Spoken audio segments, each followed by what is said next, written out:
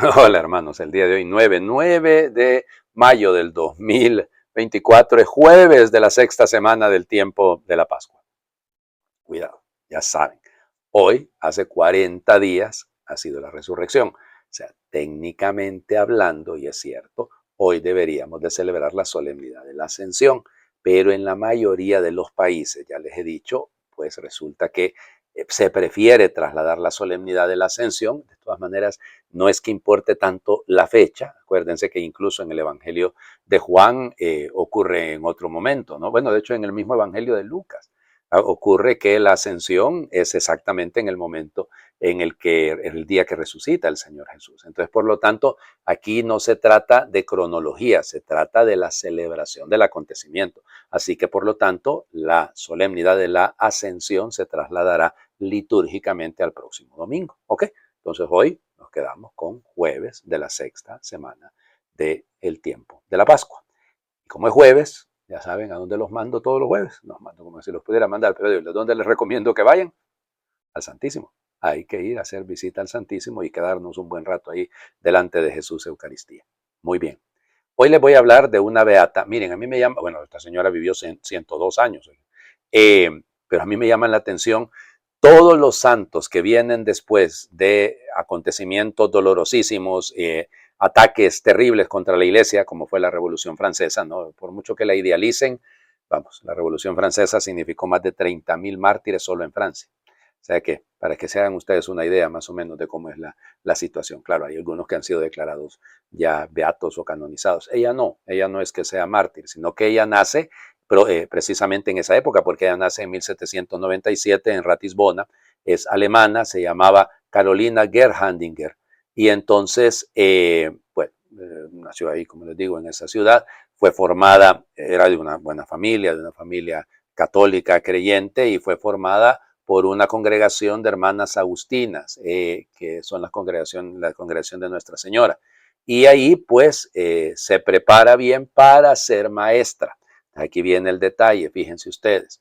Ya desde tiempos de Napoleón, en 1809, pues fueron suprimidas todas las escuelas que había. Y evidente, lo que se buscaba era estandarizar una educación, llamémosle laica, pero más que laica es atea.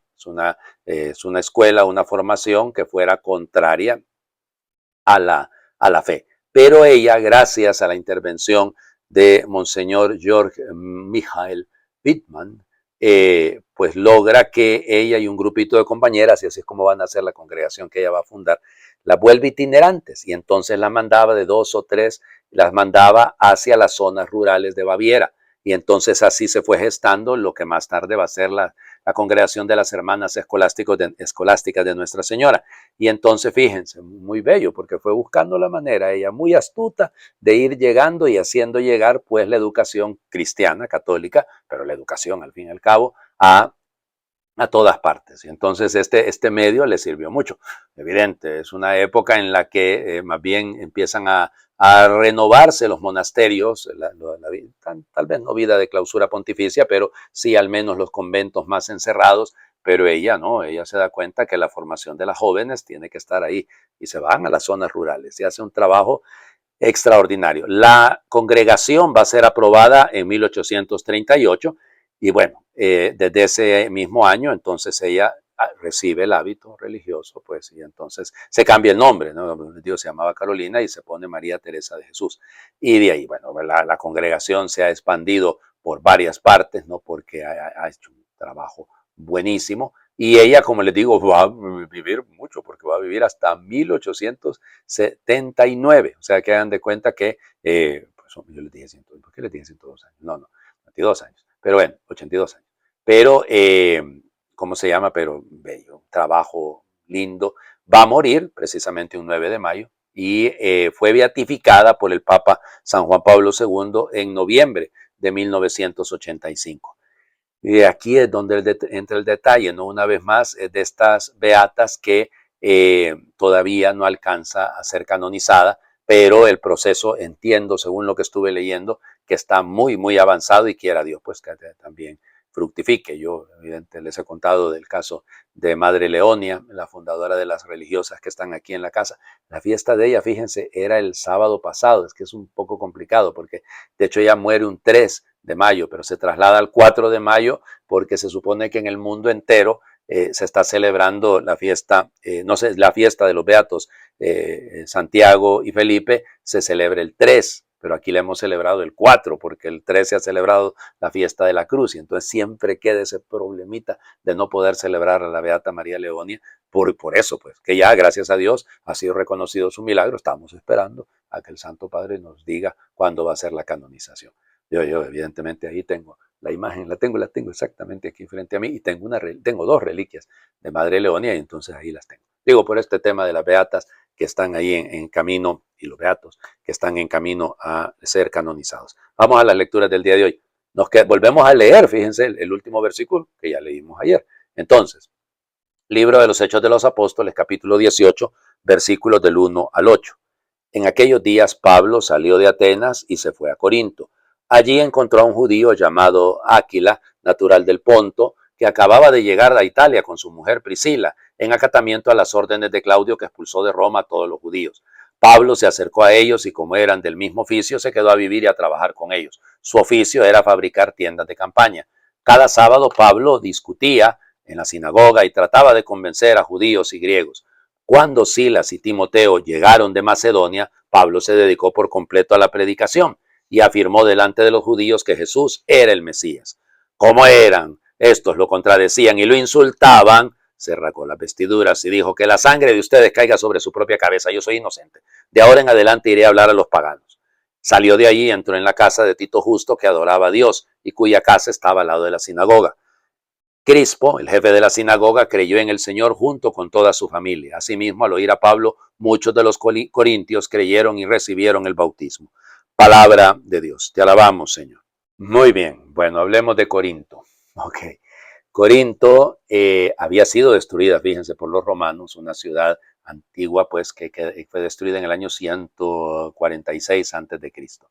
Pero en tiempos de Julio César se había fundado una nueva Corinto, que era una colonia netamente romana. Como quedaba en ese istmo, es una zona, vamos, que tenía puerto en los dos extremos. Hoy en día hay un canal, entonces ya terminó siendo una isla, pero no era un istmo. Y tenía, como les digo, la facilidad de que tenía salida al Egeo y salida hacia el Adriático, ¿no? Entonces, por eso tenía ese doble puerto, era muy importante, era un puerto de mucha importancia. Solo que por el movimiento de la gente, precisamente había muchos prostíbulos, había una vida muy disoluta en Corinto, pasa en los puertos en algunas ocasiones, lamentablemente. Pero bueno, entonces, fíjense, ¿qué es lo que nos dice? Pablo llega a Corinto, Pablo llega a los lugares, a las ciudades grandes, ¿eh? Pablo no llega a zonas netamente rurales. Luego, allí en Corinto se desarrollaban los segundos Juegos Deportivos más importantes de Grecia. Después de los Olímpicos estaban los Juegos Sísmicos,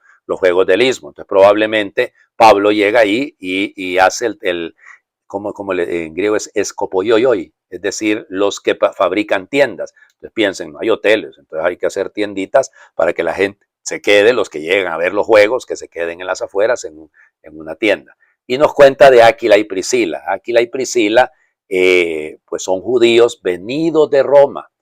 A ver, resulta ser que Suetonio cuenta en la vida, Suetonio es uno de los historiadores romanos más antiguos, en la vida de Claudio, cuenta que Claudio, se supone que en el año 49, expulsó a todos los judíos de Roma. ¿Por qué los expulsa? Porque, como dice en el latín, impulsore Cresto, porque por culpa de un tal Cristo. Y entonces, ¿qué es lo que pasó? Eso es lo que se deduce, ¿no? Que en Roma los judíos empezaron a pelear, así como ocurre aquí, y porque unos ya eran cristianos y los otros estaban en contra de los cristianos y véngase la peleadera, llegaron donde Claudio y Claudio dijo: se van todos de aquí, o sea, y los corrió a todos por igual. Pero es que nada, fuera de aquí todos los que son judíos. Y por eso Áquila y Priscila llegan a Corinto. Ahí se los encuentra Pablo y empieza una relación. Acuérdense que es muy importante Aquila y Priscila, por ejemplo, con el tema de la educación de Apolo, que luego va a ser un insigne predicador, ¿no? Pero bien, entonces fíjense, Pues tienen ese trabajo de ese. Algunos dirán un talabartero, padre, el que trabaja con cuero. Posible. Pero ahí el término es hacer tiendas, ¿no? Bueno, y entonces Pablo discutía, y claro, pero trabajaba al mismo tiempo y los fines de semana a la sinagoga iba el sábado. Cuando ya llegan Silas y Timoteo, el hombre se dedica de lleno. Pero fíjense, entonces llega un punto, estos corintios son un poco cosa seria, ¿no? Y entonces se rasga las vestiduras, imagínense esa imagen, ¿no? Tan dura, es la ruptura, rompe completamente. Ya que caiga la sangre sobre ustedes inconscientes. Yo me voy a donde están los griegos, me voy a hablarle a los paganos, claro. Y ahí nomasito en la casa de al lado estaba la casa de Tito Justo, y ahí se fue Pablo. Y nos va contando cómo va creciendo la comunidad de Corinto. Acuérdense que Pablo le escribió al menos 4 cartas a los corintios, al menos. Nosotros conocemos 2, solo que se dice que la segunda carta es realmente la tercera y la cuarta juntas, pero no importa. Sabemos que al menos escribió 4 porque antes de la que para nosotros es primera ya había escrito una. Eso se deduce de lo que dice, o sea, de lo que dice el texto. Vamos al Evangelio. Seguimos leyendo, estamos en el capítulo 16 de San Juan, versículos hoy del 16 al 20. En aquel tiempo Jesús dijo a sus discípulos, dentro de poco tiempo ya no me verán y dentro de otro poco me volverán a ver. Algunos de sus discípulos se preguntaban unos a otros qué querrá decir con eso de que dentro de poco tiempo ya no me verán y dentro de otro poco me volverán a ver. Y con eso de que me voy al Padre. Y se decían, ¿qué significa ese un poco? No entendemos lo que quiere decir. Jesús comprendió que querían preguntarle algo y les dijo, están confundidos porque les he dicho, dentro de poco tiempo ya no me verán y dentro de otro poco me volverán a ver. Les aseguro que ustedes llorarán y se entristecerán, mientras el mundo se alegrará. Ustedes estarán tristes, pero su tristeza se transformará en alegría. Palabra del Señor. Gloria a ti, Señor Jesús. Ok. Para la mayoría de los expertos en el Evangelio de Juan, un poco, dentro de un poco no me verán y dentro de un poco me volverán a ver, hace referencia, dicen la mayoría, y es lo que debemos pensar, a ese tiempo, a ese lapso que hay entre lo que está diciendo ahorita, su muerte y su resurrección. Es un poco tiempo, si realmente son a los 3 días, ¿no? No después de 3 días, acuérdense de eso, a los 3 días resucitará. Entonces ahí está viernes, sábado y domingo. Entonces ese sería un poco. Se dejaron de verlo y lo volvieron a ver. Claro, también desde el punto de vista escatológico puede ir un poquito más lejos. Puede hacer referencia al hecho de que el tiempo del Espíritu Santo, vamos, un día es como 1000 años para Dios, no, bueno, entonces eso es sencillamente para dar a entender, puede ser un gran periodo de tiempo. Claro, discuten, ¿a qué se refieren? No entendemos. ¿Cuántas veces nos ha pasado que no entendemos porque no sabemos esperar un poco? Porque nos desesperamos y queremos respuestas inmediatas. Y no, hay que darle tiempo al Señor. El tiempo del Señor no es el nuestro. Así que tener la madurez de esperar, de saber, darle tiempo al Espíritu, siempre es importante. Además, los verbos que utilizan, ¿no?, aquí para referirse al dolor que les va a causar. Ustedes llorarán y se entristecerán. Fíjense que el verbo que se utiliza aquí es directamente el verbo cuando usted está cargando un dolor de muerte. ¿Ya? Entonces, a eso se refiere. Aunque legítimamente este verbo es más utilizado en el capítulo 11, cuando la muerte de Lázaro. Pero aquí está esta imagen de ese dolor que no se para. Es un dolor, estarán tristes, pero su tristeza se tornará en alegría. Volvemos a lo que siempre les digo, la importancia de que veamos el Evangelio como un camino para la felicidad, no para la tristeza. Hagamos oración. No siempre te siento a mi lado, Señor. Parece que el lugar no está ahora aquí, sino en el cielo. A veces echo de menos verte con más claridad. No entiendo por qué no eres más evidente, más claro, más definitivo para todos, o por qué dejas tanto espacio para la duda. Ya sabes, Señor, que en horas difíciles esto me provoca tristeza, pero confío en tu palabra. Es mejor para mí que tú estés así, ausente y presente. Serás mi espíritu defensor, luz en mis noches, sabiduría en mis caminos, compasión en mis entrañas, amor en mi mirada. Y tu espíritu, cuando lo acojo, cuando va haciéndose lugar en el mundo, nos muestra que la fe es el camino para la plenitud, que la justicia de Dios es más fuerte que la injusticia humana, que contra toda apariencia el amor vence. Entonces mi corazón canta y ama de verdad. Amén. El Señor esté con ustedes y les bendiga a Dios por intercesión de la Beata María Teresa de Jesús Gerhardinger, el que es Padre, Hijo y Espíritu Santo, y su bendición descienda, les acompañe siempre. Hoy es jueves, ya saben, al Santísimo todo el mundo. Y les pido mucha oración Esto que están viendo ustedes está grabado, ya saben que de todas maneras siempre es grabado, pero yo estoy de retiro. Así que, por favor, esta semana hemos estado de ejercicios espirituales, así que les pido hoy al menos una oracioncita por este sacerdote que está queriendo convertirse un poquitito para no ser tan malo. Cristo ha resucitado, verdaderamente ha resucitado.